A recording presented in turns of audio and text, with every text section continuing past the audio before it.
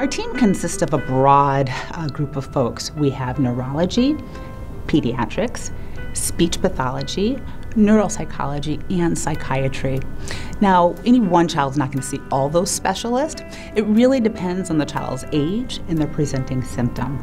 Now, every child is going to be seen by a speech pathologist and the neuropsychologist, but depending on their age and their presenting symptoms, they may be seen by a pediatrician, a neurologist, or psychiatry.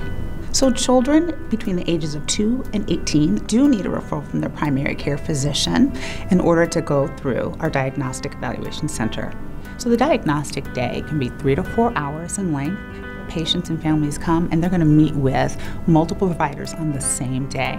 During that evaluation, we're going to do 2 standardized diagnostic tools as a part of this evaluation. The first one is an Autism Diagnostic Observation Schedule, or ADOS. Now that's completed by our speech pathologist. While that is being administered, the rest of the team is observing through a one-way mirror, and at that time administering what's called a Childhood Autism Rating Scale, or CARS. Both those tools are assessing a child's play, social interaction, and communication style, as well as behavior. Once those 2 assessments are done, the child goes back to their room and each provider will go in and independently take their own history. And depending on the child's developmental level and age, they'll participate in the history as well. The very last thing is a physical examination done by the physician.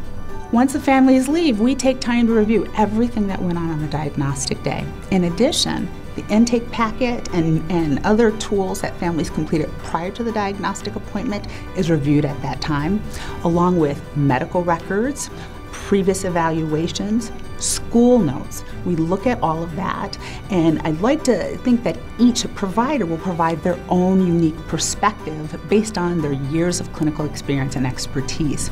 Once we have every piece of the puzzle down, hopefully we have a full comprehensive picture of that child and we're able to come up with a consensus diagnosis. Families do come back, and that's called our feedback appointment. The families will meet with one of the CAD provider. Families will be provided a summary of the diagnostic evaluation along with each provider's consultation notes. During that feedback appointment, the provider is going to review all the results.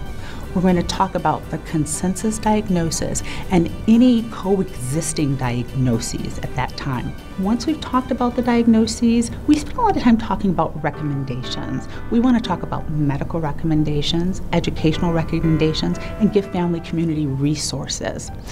The last part of the feedback is really answering families' questions, making sure all of their concerns have been addressed, and making sure families can leave our practice knowing that they have an action plan or a next step for their child.